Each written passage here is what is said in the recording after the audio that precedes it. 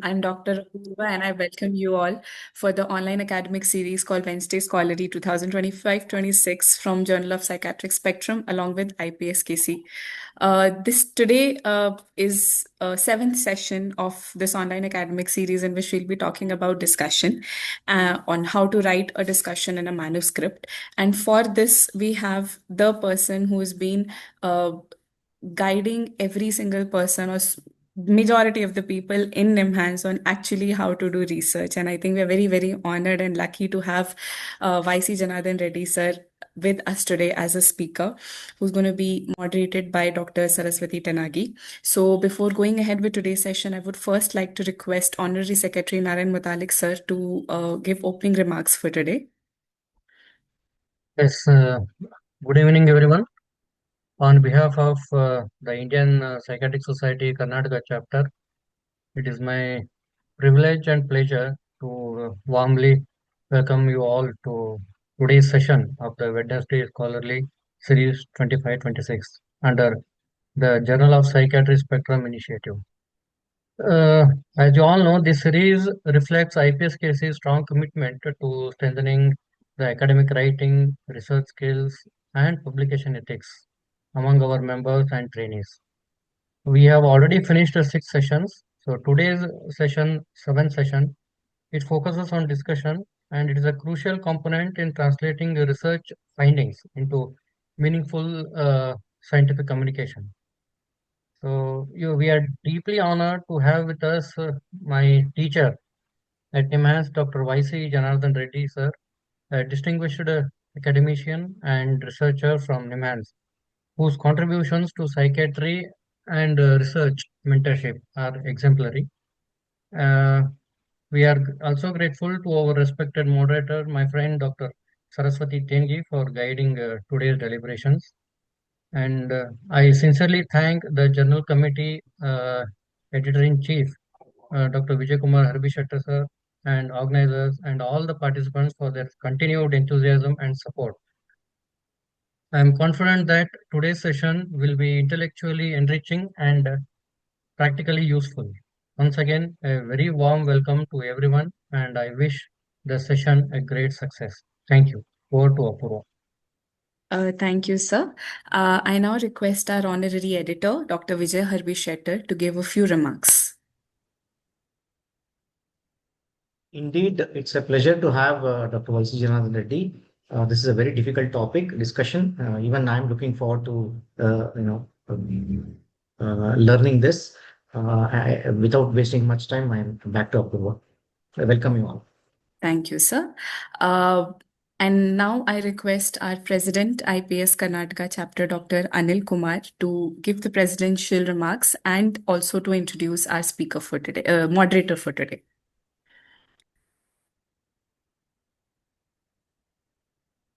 You're on mute, sir. Good evening, all, and welcome you all to this last session of Wednesday Scholarly. As of now, so organized by IPSKC under the leadership of Dr. Vijay. As mentioned today, it is on the aspect of discussion of an article. So writing discussion is an art of how well we link our results with the existing evidence. It is said that a great discussion doesn't just connect the dots, it draws a whole new picture of the field. So we are fortunate to have Professor YC Janardhan Reddy sir from NIMHANS today as a resource person. And also I'm thankful to Dr. Saraswathi, who is also my contemporary during UG days. She's a senior psychiatrist and currently she works for the state government in the Department of Health and Family Welfare, working in Belgaum. Yeah, so subsequent to MBBS, Saraswati joined service, and then after that she completed her MD from JSS Medical College, Mysore, and she went on to do PhD in neuropsychiatry after that. So no doubt she was a gold medalist in PG diploma in hospital management in New Delhi. So many different courses in her thing. So, and Her experience also involves teaching job as associate professor and medical superintendent at NIMHANS, Dharwad, district mental health program officer at Belagavi, and also associate professor in the Belagavi Institute of Medical Sciences. And she has been a district surgeon in BIMS Teaching Hospital. And she has several publications in national and other journals with presentations in conferences. So thank you, Dr. Saraswathi, for sparing your time today with us. And over to you for further proceedings. Thank you. Good evening. Thank you, Anil, for those kind words. Good evening, and I'm very thankful to IPSKC and Jobs's team for giving me this opportunity to moderate this session. It's a great honor to be moderating a giant personality in psychiatry like Dr. Y.C. Janardhan Reddy. It's a pleasure and a learning experience again for me also. So, Dr. Reddy is completed MBBS and MD Psychiatry and current designation. I think his biodata must be too much, and this is a very brief introduction, and he doesn't need introduction as such. So, current designation is Senior Professor of Psychiatry and Dean, Behavioral Sciences, and Head of OCD Clinic, in charge of Deanery Research, NIMHANS. He has received many awards and honors. He has over many publications, like more than 250, and many research funded by ICMR, DBT, DST. He's been member of WHO work group on OCRD for ICD-11, lead author of the IPS clinical practice guidelines on OCD and on CBT in anxiety disorders and OCD and related disorders. Is member of the International Enema OCD work group, visiting Commonwealth Research Fellow at Oxford, and recipient of the Sir C.V. Raman State Award for the Young Scientist for the year 2011 by the Government of Karnataka.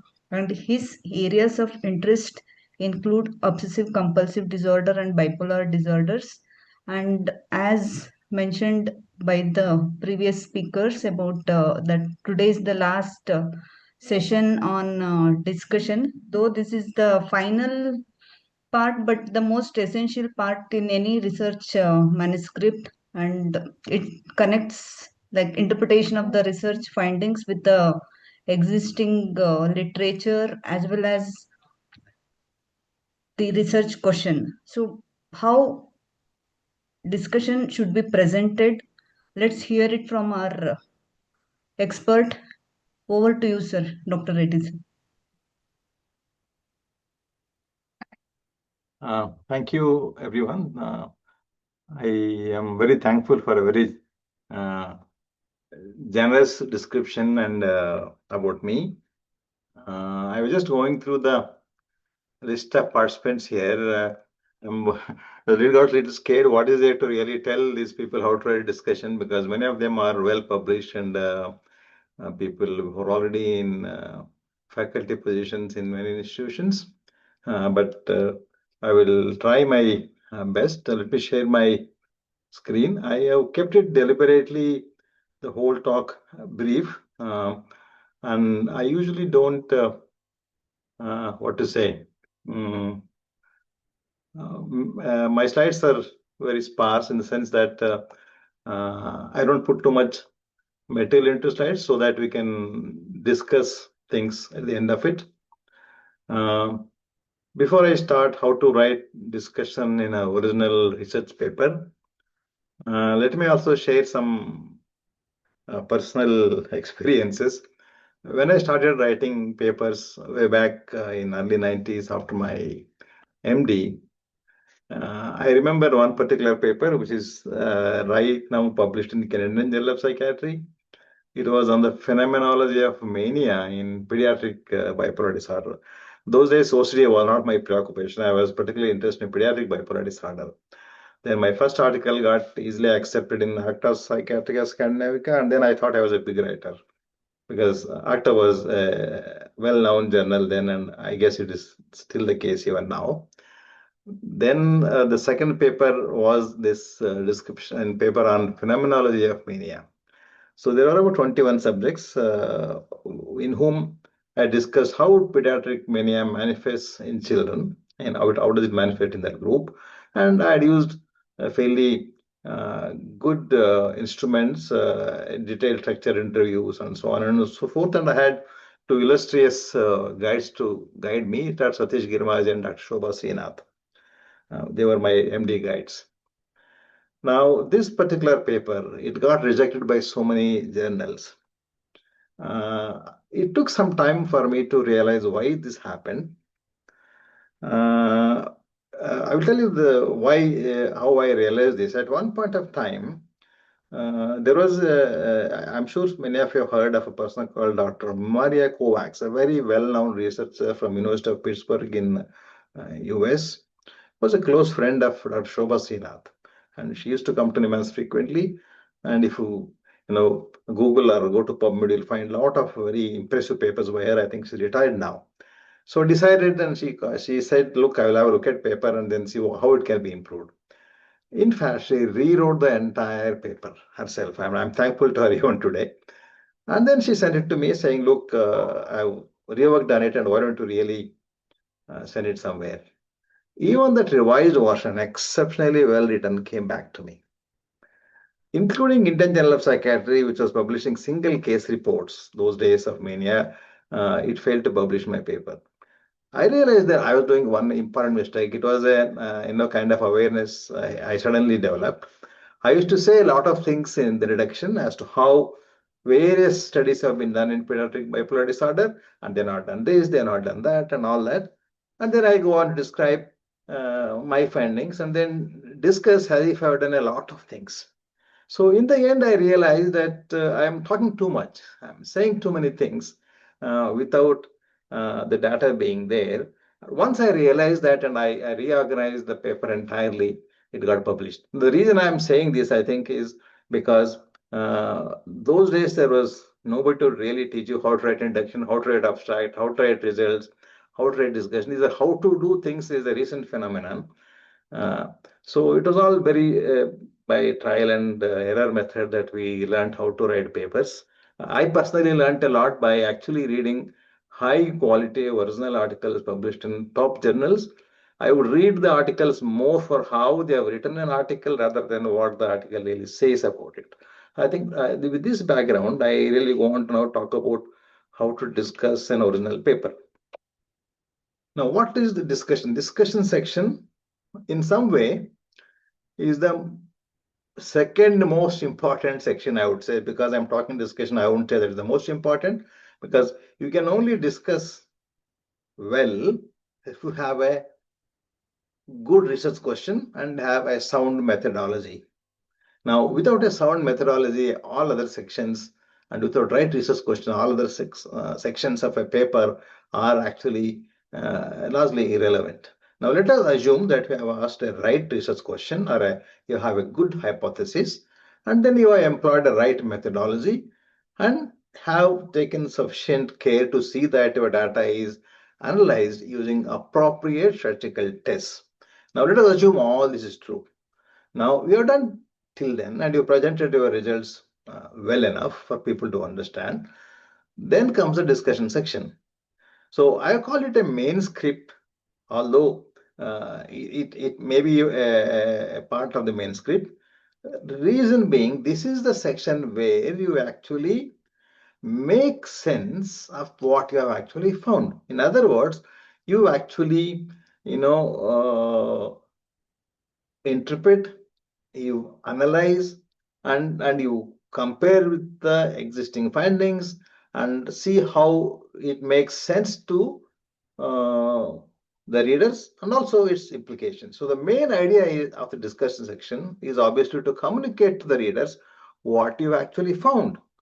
And this is always in the context of existing literature. Rarely ever in any scientific paper you are saying totally new thing that does not need to be discussed in the context of existing literature. It has never happened.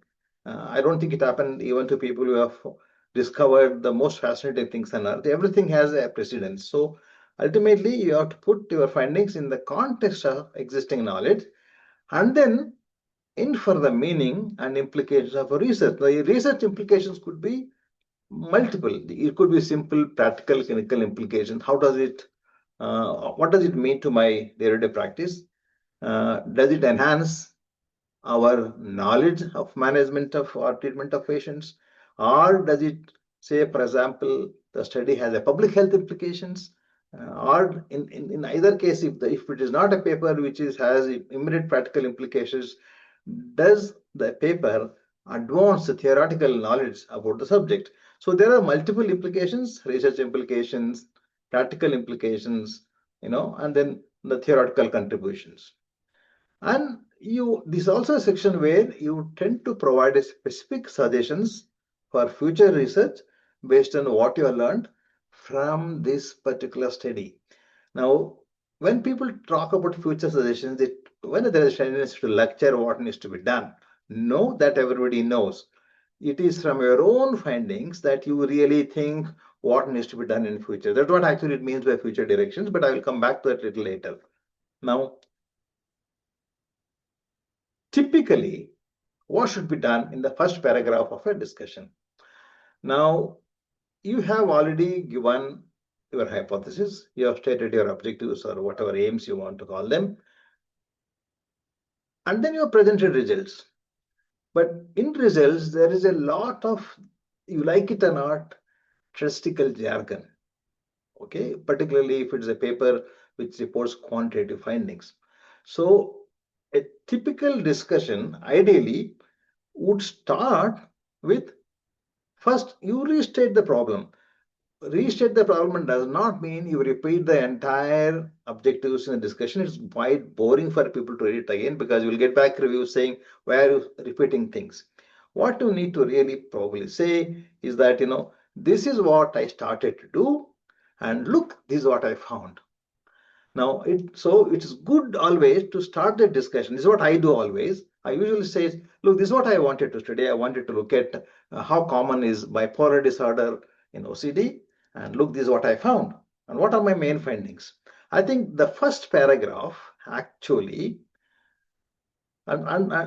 sets the ball for subsequent sections. So first paragraph should state the problem once again, but summarize the main findings without statistical jargon and without in the bracket writing all kinds of statistical data there. Don't repeat. This is not the place to repeat your results, because results are there just one paragraph before the discuss section. There are all the results. You are actually giving the summary of the main findings. Now, this paragraph should not be the place where you also discuss secondary outcomes.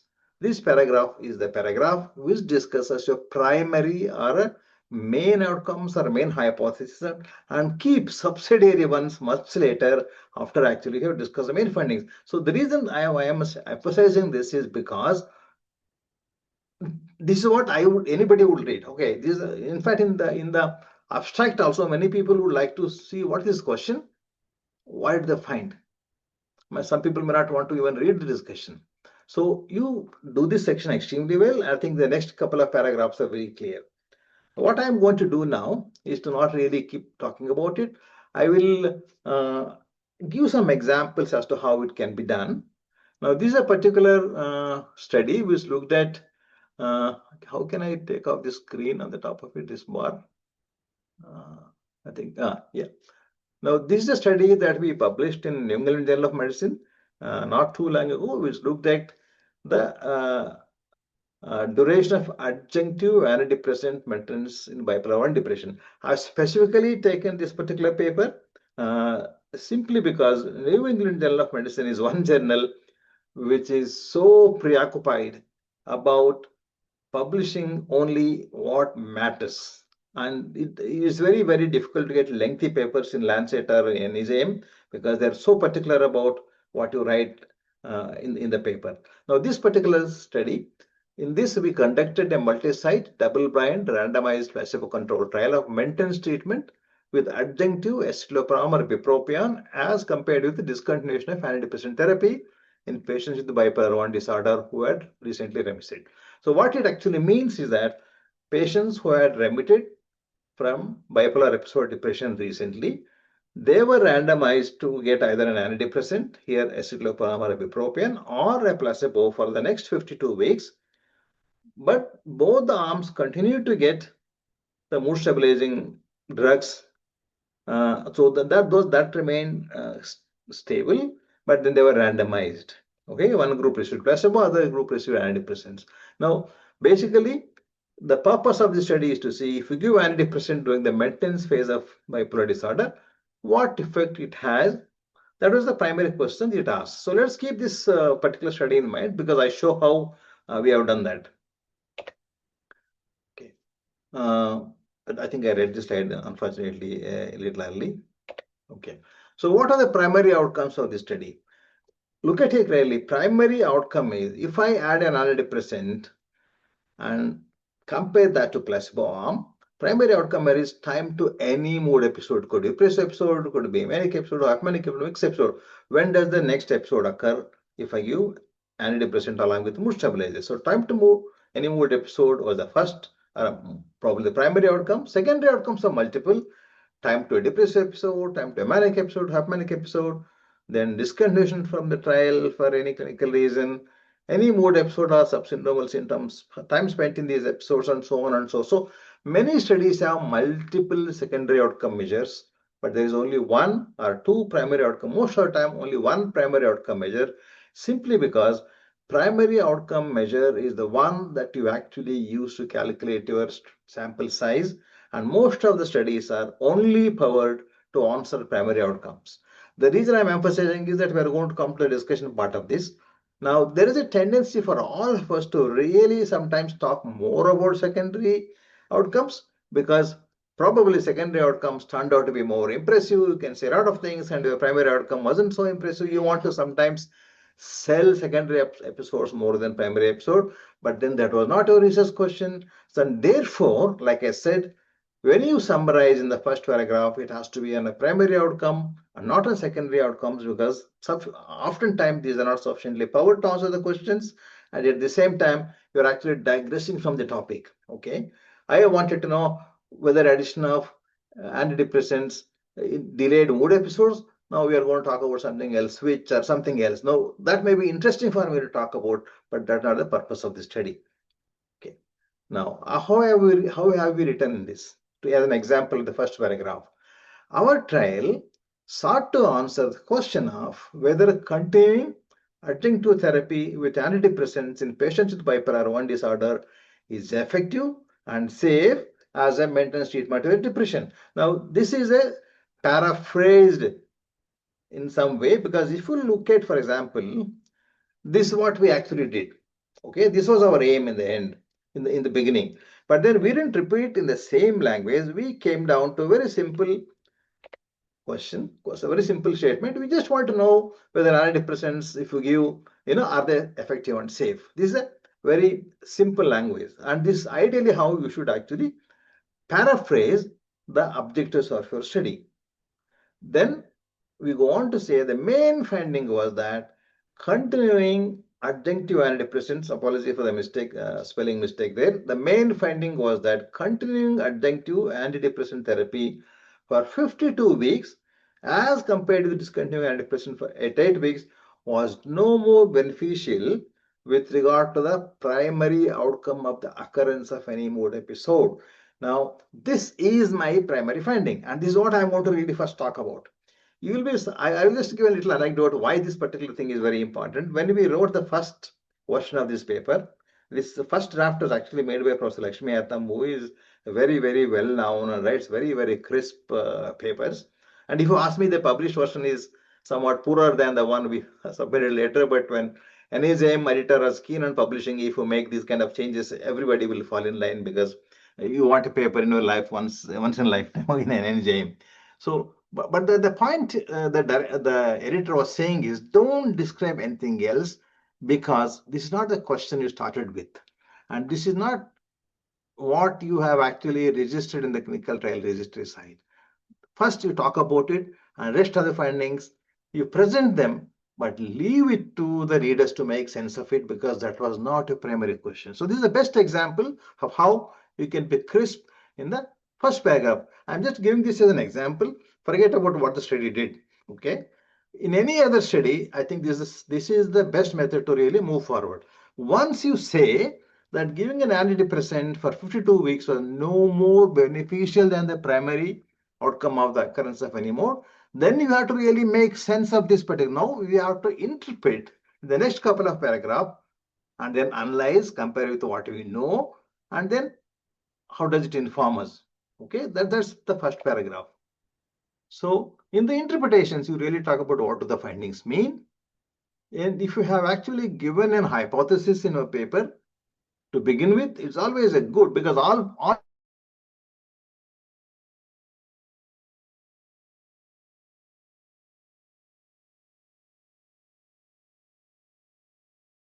hypothesis is statistical hypothesis, but most clinical papers start with the directional hypothesis, A is better than B or A found B, those kind of things. So you need to really state, did you prove or disprove your hypothesis in whatever language that you think is appropriate. It's also good to really to talk about, is there anything new that your paper really found out? And then contextualize your findings with previous data. All relevant references should be cited, but they should not be so exhaustive that it is boring. You need to pick up key major studies and see how your findings compare with that. And then many times it's a good idea to discuss similarities and differences to previous literature. And when I say discuss, you'll have to really provide explanations as to, for example, if your finding is somewhat different from what you already know, why do you think your finding is different? What are the possible explanations for it? Okay. And then if it is similar, how does it really add to the existing literature? What more does your finding say if there are similar kind of findings? And it is always, sometimes you also come up with totally new findings and be ready to explain them. Okay. And consider alternative explanations than what you already know. This is a general framework when you want to really interpret your findings. Okay. So what do the findings mean? For example, if you go back to this previous slide, I said, what do these findings mean? I will highlight some of them. Now, what we have written in this paper is, however, given the absence of data from long-term placebo-controlled trials, actually there are no maintenance trials of antidepressants in bipolar depression at all as of now. In fact, ours is the only study which examined what happens if antidepressants are given in the maintenance period in a double-blind placebo-controlled trial. So given the absence of data from long-term studies and a meta-analysis that showed an increased risk of potential for switching to a manic or hypomanic episode, the CAN-MAT guidelines recommend discontinuing treatment with antidepressants within 8 weeks after remission of depression. And I must emphasize that those recommendation of discontinuing 8 weeks after remission of depression itself was authored by one of our authors. Lakshmi Atam was the author of those CAN-MAT guidelines, which recommended discontinuation of after 8 weeks of treatment with antidepressants.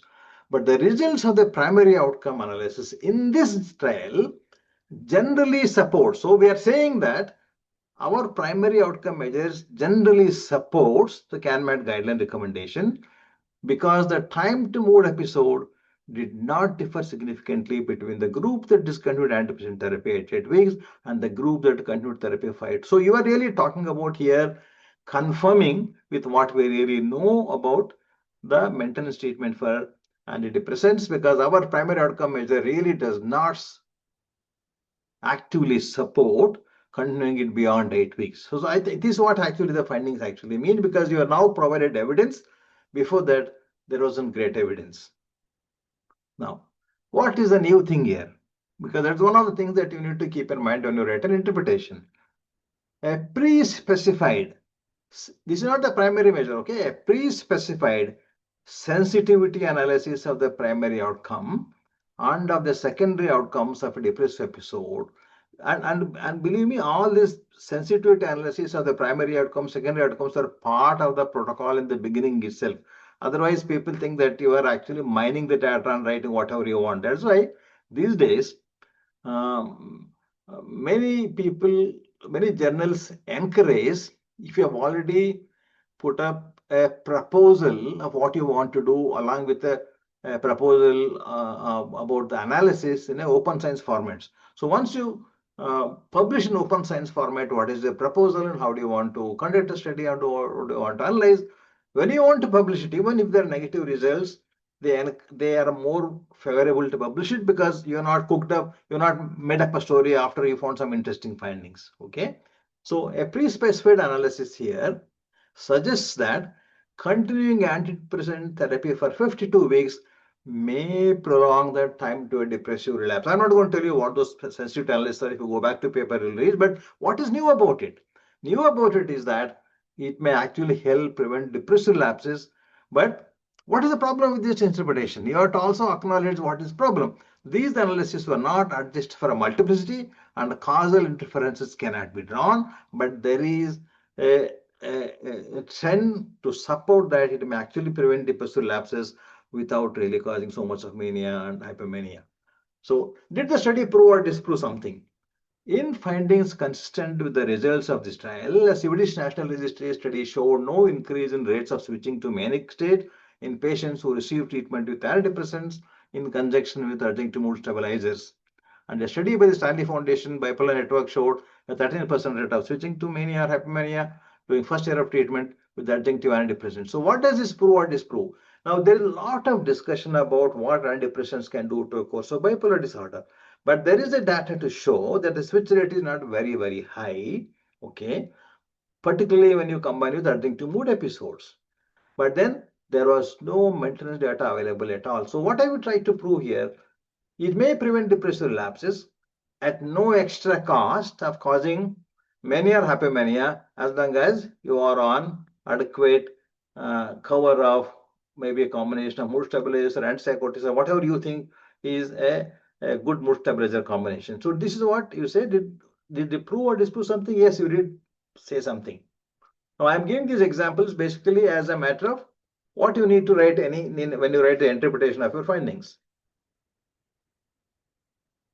Now that leads us to, once you interpret your findings, then you need to also talk about implications. Like I said, your paper could have clinical implications, could have public health implications, could have research implications. Now, what are the clinical implications if you really ask me from this study?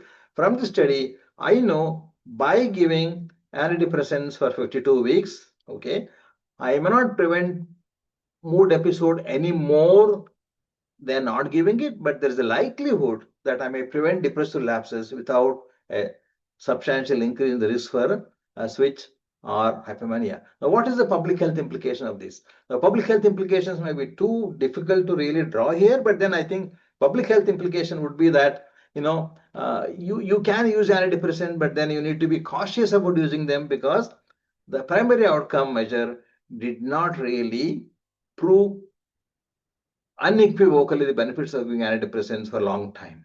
And then it, of course, leads to various kind of research questions I'll talk about later. And then you need to also ask the right implications. How do they fit into the existing knowledge? So how do these findings fit into existing knowledge? Existing knowledge is that antidepressants can cause a switch. In some people, it can help cure depression, but then we really don't know what happens if you give it for a long time. So in fact, you have actually filled a gap by doing a large randomized control trial and adding antidepressants for a long time. Okay. Do they provide any fresh insights or add to the knowledge? I don't want to repeat them. You have found some fresh insights. And then we also talked about practical implications. Now, I have not included everything that was there in the paper as an example, but these are the issues that one actually needs to cover when they talk about implication. Now, a paper which only discusses findings but doesn't really say much about the implications, it is not a paper which has a punch in it. You need to really make what to say. You need to sell your paper. Okay. Ultimately, we are like any other business people. We need to sell that our research has great implications. Not that we should manufacture them, but we should make sense out of our findings and talk about implications. Now, the most important part of the paper, I think, is recognizing the strengths and limitations. Let me tell you one practical thing. There are people who write 2 pairs of strengths. Okay. Let me tell you what should not be written in this paper. Let us say the example that I gave you. What is the strength of that paper? We all know what the strength of this paper. It is evident from the beginning itself. What is this? There is no data at all. We read for the first time. Sample size is huge. This is a double-blind randomized control study. There was a placebo arm. We studied two antidepressants. It was sufficiently powered to answer primary outcome measures. Blah, blah. All those things which make this RCT a special study. You don't have to call it as a strength because that's very much evident in your title. It is evident in your objectives for the study and your findings. So you should not repeat things which are obviously known. Otherwise, you end up sometimes conveying that you are seeing too much into your data than what's required. So certain things which are obvious, leave them. People know that these are the strengths. You don't have to. If nobody else, at least your viewers will tell you how this study has many strengths. But at times, it is good to identify one or two strengths of this paper which previous papers did not have, and how actually those two strengths actually contribute to enhancing the knowledge. I think it's a good idea, but then don't keep writing long paragraphs about how great is your study, which actually puts off most viewers and readers. Okay, but it is also important that to realize there is no study without limitations. Because why is it? Limitation does not mean there are mistakes made in the study. Okay, they're not the case. Mistakes, of course, cannot be pardoned, but there is no study without limitations because the ideal study is always difficult to do. Most of us know what the ideal study is, but then we cannot do an ideal study with the resources available, with the abilities that one has. You actually make sense of what you can do. But then knowing limitations helps you to put findings in a perspective. So therefore, before somebody points out, you identify what are the main limitations. Examples could be a small sample size. Maybe you did not use the structure into schedule when it is supposed to be used. You have used a global measure of severity when there are domain-specific severity methods where instruments may not be translated. You may not have reported intellectual liability. Those kind of things. So you need to identify what are the limitations. But let me tell you one simple truth. If you tell 10, 12 limitations, then the reviewers will come back and ask you, why do you want to really publish this paper at all? So don't be so nice as to identify all the small mistakes and make a big paragraph about limitations. Like I said, you identify main strengths, you identify main study limitations that could influence the interpretation or that the readers need to know to make sense of your findings. Okay, I will give an example of what actually it means. So recognizing and acknowledging limitations actually helps you to see how relevant are they to your interpretations. Okay, now this is the one strength and limitation parts from this paper. This trial, I am not able to see the first line myself. This trial was designed to mimic real life conditions as much as possible. Some strengths we all know. I said about there are RCT and blah blah and all that, but it was actually designed in such a way that it actually mimicked real life practice as much as possible. Okay. Now, how did it mimic real life condition? In patients with bipolar depression who are already on a mood stabilizers or with a combination of mood stabilizers and antipsychotics, we actually added escitalopram or ibuprofen, which is based on a clinical decision of a treating psychiatrist. Now, one of that person remitted, we randomized them. Now, this is how really in a clinical practice it happens. You don't give any medicine for a maintenance treatment without that being effective in the acute phase. So we know here these people benefited in the first place from antidepressants. That's how we do in the real life practice. And then we went on to examine a randomized control design whether continuing antidepressants are useful. So this is the main strength of the find, but then it had many limitations. Recruitment was stopped before the planned sample size was reached owing to the COVID-19 pandemic and expiration of funding. Well, we were not very keen on adding this because the editor made us add, but there were a few patients less than what we planned and not really very much short of it. But then this one important limitation, only 12% of trial participants are white people. Look at NIMHANS is a American journal. Okay. Similarly, when you publish if an American paper comes in Indian Journal of Psychiatry or a Journal of Psychiatry Spectrum, And most patients are from not India or from developing this part of the world. I would say it as a limitation. For them, majority of them being from Asia, from India, was a limitation because it limits the generalizability of the findings to their patients. We are publishing in an American journal. Okay, it could be the reverse when we publish their data, but it's a very, very important limitation. In addition, most patients in this trial were recruited from sites in India, so cultural, racial, healthcare system differences may limit generalizability. And also, findings may not be applicable to treatment with antidepressants other than bupropion and escitalopram.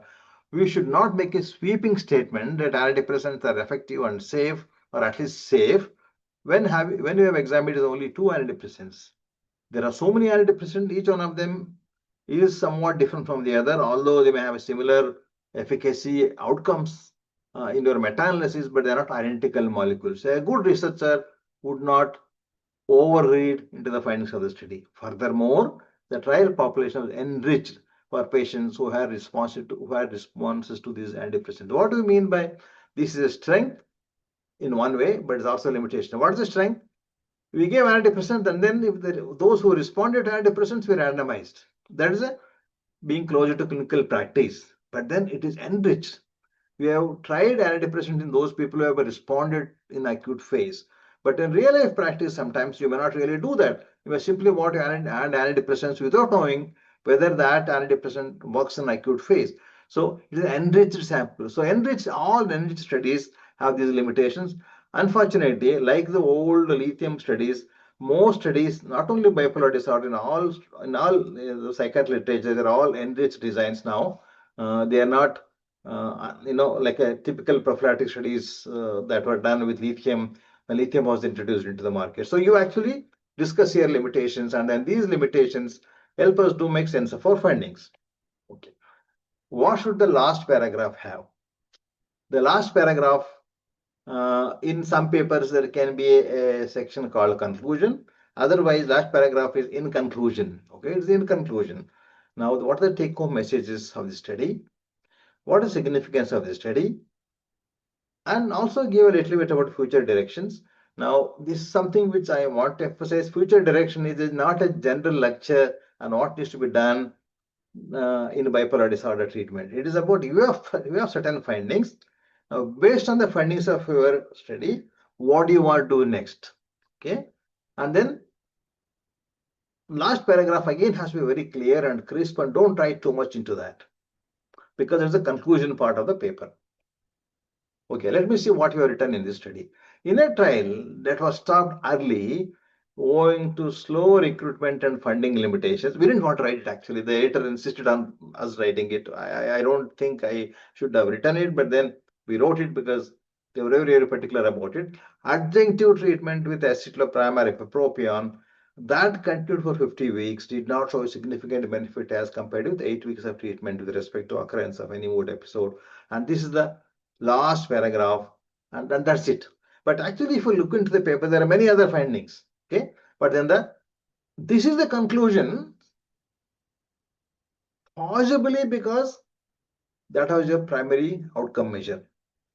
I would have actually liked to do a little more on the conclusion. I would have actually emphasized one more point, although probably insufficiently power to answer the question. This study did show that depressive lapses can be prevented to a significant extent without a risk of switch to hypomania or mania. I think personally that there is one more finding that I will include in the conclusion, because that's one important finding of your study, although this particular paper does not have it. We're just giving a perspective on that. Okay, now that is in general what you write about it in the discussion. What are the don'ts of discussion? Be analytical, don't repeat results. And then it should not look like a second introduction. There are people who write a long introduction about various studies, they again start repeating the same. So sometimes one gets an impression that the author is not sure whether the studies have to be discussed or they have to be written in the introduction itself. So it's not, if you have mentioned about certain things in introduction, don't repeat them here. Focus on primary findings, avoid over interpretation and misinterpretation. If you ask me honestly, the data I presented, I think we have done, we are little underinterpreted our findings. But then underinterpretation is okay, but don't overinterpret and misinterpret your findings. What is the misinterpretation in this study? Antidepressants are effective and safe, which is not. You have studied only 2 antidepressants. Okay. So I think one needs to be really careful about this.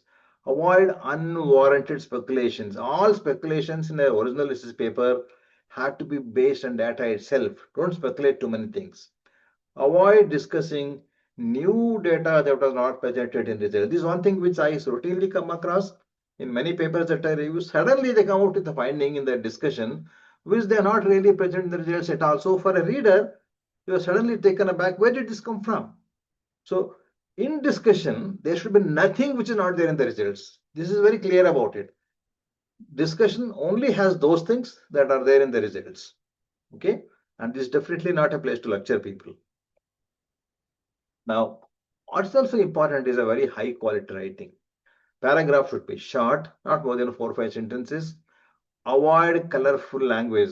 Scientific writing can be interesting, but then it is not a novel. Okay. Don't use too many, adjectives and adverbs to describe your findings. This is a great study that we did. We are the best people. We are the first one in the world, and nobody else probably can repeat the study. So therefore, the study is very important. Don't over emphasize your findings. Use active voice because it can avoid the wordiness. Delete unnecessary words. And when you compare your findings with others' work, you are doing a scientific comparison. Don't become critical of others' work in the sense somebody did that. Don't get personal. Don't become critical of the group. You only discuss the findings of other works so that you can put your findings in a perspective. And the length of discussion should be short. Don't run discussion into several pages. It's very, very difficult to read long discussions. And oftentimes I've realized myself that, we unnecessarily write too much when our findings do not warrant that kind of discussion. Then there are some common mistakes. I told Saraswathi I will just write. This applies not just discussion, the whole paper. Research question being not specific and vague. Introduction become an extensive review of the literature. And introduction discussion arguments not backed by appropriate references. Important references being missing. And at the other end, there are too many references. Chaotic structure, presenting methods and results, discussion and results, poorly described methods and statistical analysis, selective reporting of the findings, repetition of results in the table and text and in the discussion, unnecessary tables not relevant to research question. If you have seen students who have converted their thesis into papers, it is pain to read them most of the times. They will have one table for gender, one table for age of onset, one table for socioeconomic status.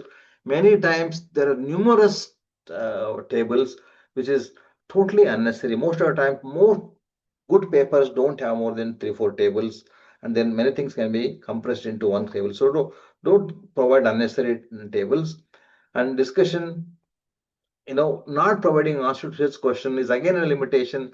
If your discussion should actually provide answers to the question that you asked in the beginning, don't overstate the implications. And then I think some of the things I read, language is very, very important because ultimately that's what communicates your findings to the readers. I will leave it this, and then I think maybe we can discuss and take some questions. Thank you, sir. We had a very lucid presentation on discussion, and sir spoke on structure or parts of discussion to be covered and what should be avoided. I request the participants to, because sir had initially told that we'll make it more interactive. So we expect questions from the audience. Sir, namaskara. Namaskara. Kandap Shetty, sir. So after almost 15 years, I could hear your lecture. Ask Kandappa, what do you want to ask me? Sir, I have two sub questions in one question. When we write the discussion, you have explained everything, but this is repeatedly coming into my mind. When we get a negative results, and again, the study is first of its kind. There are no existing literature. And how do we justify, how do we probably discuss negative results, and there are no available literature probably in the country, such kind of scenario, sir? See, there are two parts of the question. One is negative findings, other one is you are the first one to report. Okay. If you are the first one to do the study, I don't think there's a big issue because there are not negative findings for you to say negative or positive. That's the only finding that you have got. Now, generally, I'll tell you, journals have a tendency to not accept where there are no positive findings. Okay, that's what you mean. Okay, but then to me personally, what do you mean by negative findings? That your hypothesis was disproven or that what you thought did not happen? Okay, that does not in any way make your study inferior, as long as you state what your findings are, discuss them. I don't think you really need to worry about the findings that are positive or negative. It is about discussing why your findings are negative and everybody else has found it positive. Let me tell you this, if majority of the people had said something different from what you have said, you need to discuss what are the likely reasons why the negative findings, what are the various alternative explanations that one can have. I think once you are able to do that, I don't think it's an issue. You need to have an explanations for negative findings. And sometimes it could be simply about your sample characteristics which make you finding results very different from others. So such realization. So there are sometimes a very simple explanation, or it could be, there are other theoretical explanations, but then you need to, that's what I said about it. The negative or a positive, you need to make sense out of it and provide explanations for them. And most of the times you're able to do that. And what was the other question? It is a negative results, but again, first of its kind. So since we don't have enough literature to defend, even if it is a first of its kind, there is a background to that question that you asked, right? Yes, sir. There is a background. For example, I will tell you the results I presented. Now, in one way, it's a first of its kind because there is no evidence, there is no study at all which looked at the safety and efficacy of continuing antidepressants for a long time in a double-blind placebo-controlled design. Okay, so it's a new study altogether. There is no literature, but it has not come out of blue. It has come out of some literature which is already existing. What is that literature? Antidepressants are very widely used to treat bipolar depression, but we really don't know how effective they are. There are concerns about a switch, and then sometimes they can work in acute episode. This is the existing literature, and you have improvised on that. So in some ways, there is no such thing as original that you only kind of found one morning. There is always some background to that. So whether you are doing it for the first time or nth time, there is a background to your work, and discuss your findings in that perspective. Thank you, sir.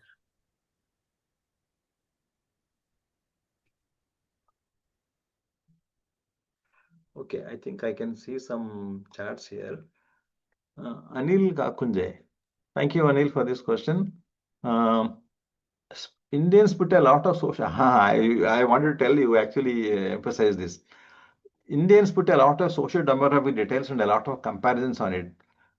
The places of study are different, and actually these don't match much more. Yeah, I have seen this most frequently in MD and DNB thesis. I actually many times discussion starts with our sample has 25 years, XYZ has 30 years, and one big table on that.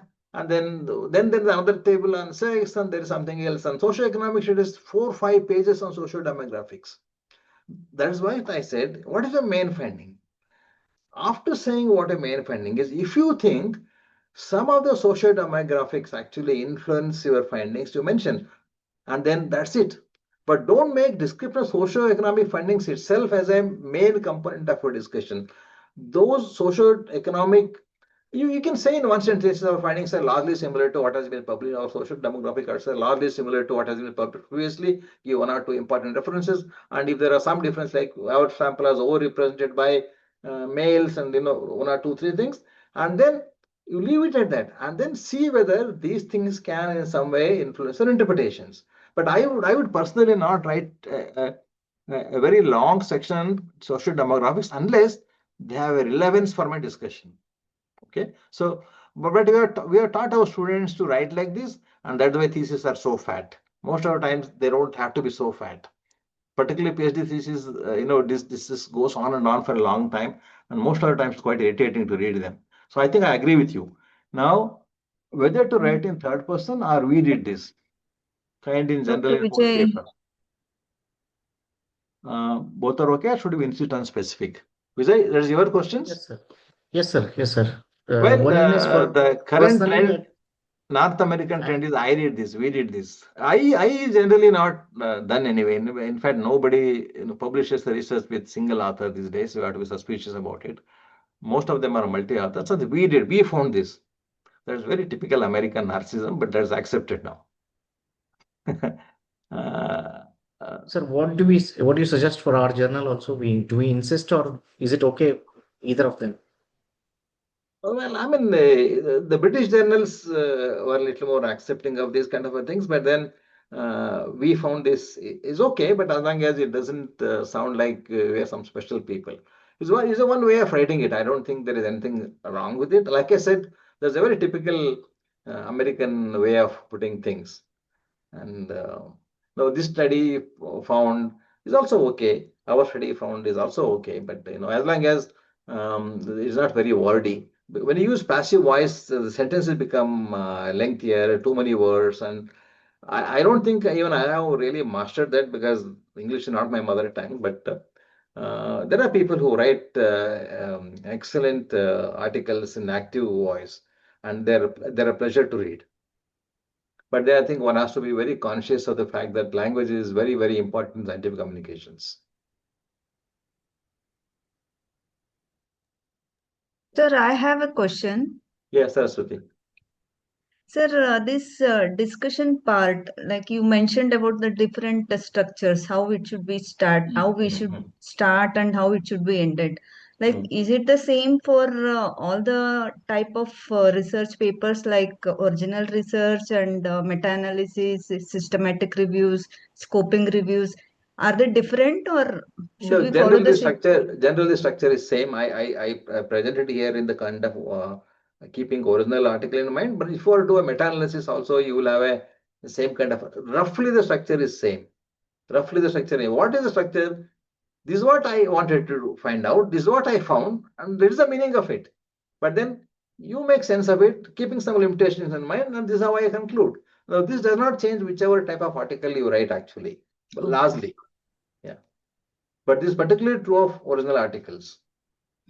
If you look at systematic use of meta-analysis, ultimately this is what they say, they tell you, isn't it? Yes, sir. Yeah. So I don't think it really, at least in my view, it is vastly different, although there can be some minor differences depending upon what you are planning to write.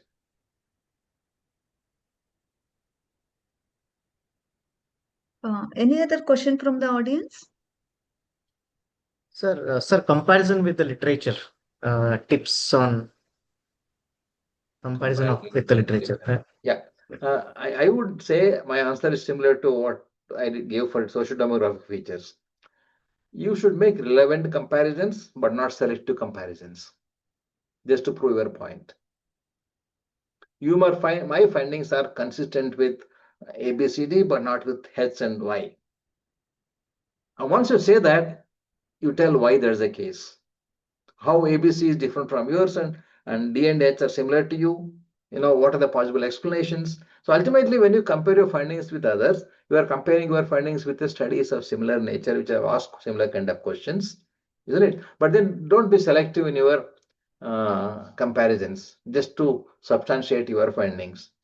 That's being, not fair to the science.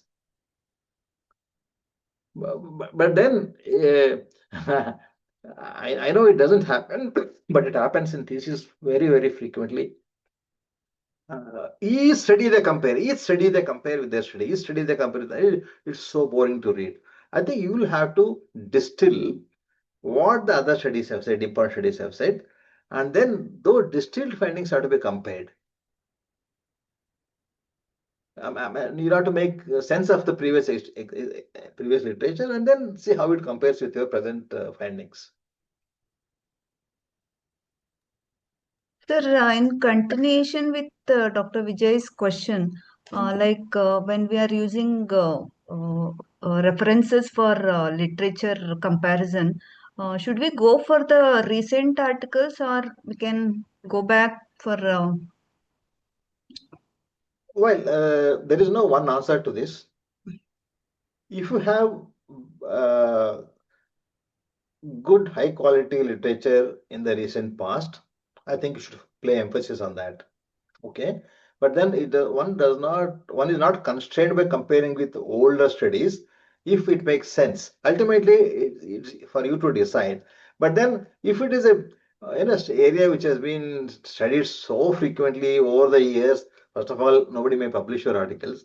But then if in the last 10 years there has been a substantial addition to the literature in terms of advanced methodology, larger sample sizes, and they found something, I think it's good that you compare with recent literature. But if there are reasons for you to think of comparing with old literature, and maybe there is no new literature at all, why not? There are no strict guidelines for these things. Ultimately, everything has to be seen in the perspective of relevance to your findings, relevance to your study. Sir, some authors, in introduction section, whatever the references they have used in the introduction section, the same references they cite in the discussion part. Is Nothing it wrong with it if it is done for a different purpose. okay? Sometimes you introduce a topic keeping something in mind, but then you want to use their findings to put your things in perspective. Like I said in one study, you don't repeat everything, okay? But then there is no rule that you should not repeat those references. In fact, in the discussion, you will end up adding some old, 1, 2, 3, 4 references, but they already put. But then what you are saying in the discussion is not the same as what you are saying in the introduction. So you don't repeat introduction. Oh, okay, sir. Yeah, you don't Sir, repeat introduction. Dr. Anil has a question. How about discussing authors' own earlier papers? No problem at all. No problem at all. Sometimes you might say that, we have done this over the years. This is what we found, and we now want to extend it. Why not? Why not? I don't think there is any problems in discussing your own paper. It's not considered as a partiality. That it's considered as you are someone who is working in a particular area for a long time. In fact, many people discuss their papers, but then don't discuss only your papers. Okay, put them in a perspective. See what others have done. Sir, Yes, sir. along the Dr. same lines, along the same lines, discussing author's own paper, this is where the issue of we did this come. In our previous study, if they write and it goes to the peer reviewer, the blinding gets affected. So I think Well, that it is is an one of the unnecessary reasons. preoccupation according to me. Many big journals don't have branding at all. You should know that. American Journal of Psychiatry, BJP, JAMA, none of them have branding. Biological psychiatry, whatever reasons they don't have branding, it may have its own weak drawbacks. Many times it's very easy to guess who has published the study for working in that area. Doesn't take great effort. Okay, but yes, then when you blind it, sometimes you will not know what kind of work this is and all. But I think it all depends on the journal's policies. But if you don't want to write we, you can simply say this finding has been replicated in previous studies or has been examined in previous studies. If you don't want to really disclose your identity, you can refer to them as previous studies rather than your own studies. But I don't think there is any ban on saying that we did this earlier and then we found this, but then after we did this, there was some more earlier literature came up, and then now we are coming out to the new hypothesis. There's nothing wrong with this. There are no strict do's and don'ts when it pertains to these things. Everything that is relevant to your findings has a place in discussion, whether yours or somebody else's, as long as it's not a very selective discussion. Okay, sir. Dr. Kannappa? Sir, I have another question. Yeah. Is there a scientific validation scientific validation for self-explanation while writing discussion, as there are no enough literature for defending our results? You can speculate. Yes, you can speculate. You can speculate, but then don't speculate too much. You can speculate. Like I said, your speculations also have to have some merits in it. Many papers have speculations. Okay, They say actually we surmise, we speculate, they say so, which needs to be examined in future studies, which needs to be replicated, isn't it? So there is no harm in speculating, but there should not be wild speculations. Yes, sir. Thank you. Sir, Dr. Vijay wants to know some tips on how to peer review discussion section. I think till now we've discussed that only. Not necessarily discussion. Yes, I mean, one of the things that one would look at when writing discussion is, are they discussing their main findings? I would be very concerned about that. Are they discussing their primary findings, what they want to study as a priority, over other secondary findings which they found interesting down the line? That is not that should not discuss them, but they can come later on in the discussion. Then other thing is their interpretation of the findings substantiated? I mean, is the discussion substantiated by the findings? Sometimes I tend to be hyperbolic, we say too many things, so those are the kind of things: over interpretation, under interpretation, misinterpretation, misrepresentation. All those things we need to see in the discussion, and whether they have taken the existing literature into consideration when they're discussing their findings. I think these are some things which I would keep in mind, but I also would like to myself see a section of limitations, whether the authors have identified what the limitations are. So when authors have identified, recognize the limitations, that means they are suggesting you to really look at their findings, keeping these limitations in mind.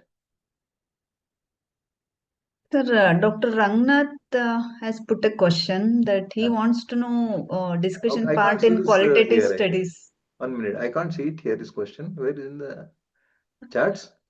No. It's Okay, what is the question? like qualitative studies, discussion part in qualitative studies. Well, I will not answer the question. I have never done a qualitative study in my life. I don't want to ask questions in which I have no knowledge. No, I won't answer that. Maybe Rangnath knows more about it than me. I don't know. Straightforward answer. Yeah, Vijay. So Vijay. at what point we need to start writing the discussion part? At what point? Is it when everything is done, even before the abstract? There is Roughly. another presentation of mine on how to write an article where I have addressed all these issues. I think I would probably write abstract in the end. If you are able to write a good abstract, that means you understood your own study well. Abstract to me is the most important, one of the important aspects of the paper, because that really summarizes the entire thing. Most people don't go beyond abstracts. I would do it after everything. Abstract, I keep it always, at least I do that way. I do in the end, because once I've written my introduction, methodology, discussion, results, and everything, I know what I need to say in abstract. But you know what I do, right? I mean, not that what I do is correct. To me, what's the most important part of the paper, how I go about it? I first write introduction. If I have written my introduction well, the introduction ends with a research question or hypothesis, and I have done a good, then for me, everything else afterwards falls in place. So I take a long time to write a good introduction, that means background to my study. If I have a clarity in my mind, what is the background to my study, which made me ask these questions, then the subsequent section becomes easier for me. Right. Thanks.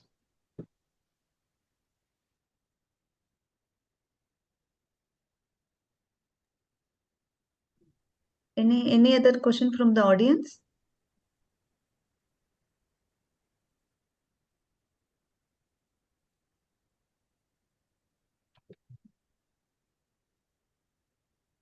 I think Sir has covered almost all the topics, and we had a very good interactive discussion among the participants.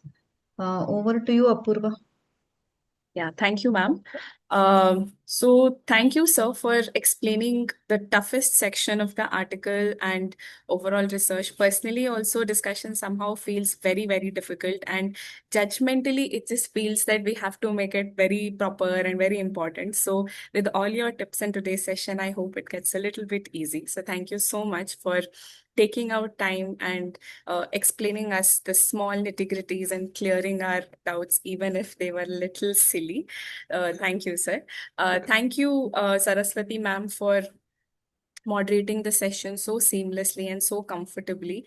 It did not seem that we were taking care of such an important part of the article. So thank you, everyone. I request Dr. Anil to give final conclusion remarks for today's session. Yes, sir. It was an exhaustive session, and we really had a lot of take-home points through this. And I think it's just for now, for a while, Dr. Vijay has given some break for Wednesday Scholarly, and soon we'll be back with more sessions. And thank you, sir, for being a part of today's activity. And I greatly appreciate Vijay and his team. For obvious reasons, Ravindra is not there today. So our chief coordinator, and we have our sophisticated webinar coordinator Apurva here, who also has done a wonderful job throughout the series. And also, I thank all my team of IPSKC and all the audience who are here, and those who have missed today. So our secretary will soon be, airing the recorded version in the YouTube. Again, I congratulate Dr. Vijay, and thank you all for your active participation. Thank you, Neil, for giving me this opportunity. Right. So thank you, everyone. Vijay, sir, would you want to say something? That's all. Thank you, Vice sir. You always agreed, and you always very interested to come and teach us. Very grateful, sir. Thank you so much. And for Thank- those who don't know, Vice sir is my first research supervisor in that sense. So it's always a pleasure. Yeah, thank you, sir. Thank you. Thank you, sir. Thank you, sir. Welcome. Okay, so thank you, everyone. Thank you, sir. Thank you, Thank you, ma'am. everyone. And thank you, all the participants, for being so active and making this session an interactive one. I think we can close today's session. Good night, everyone. Thank you all.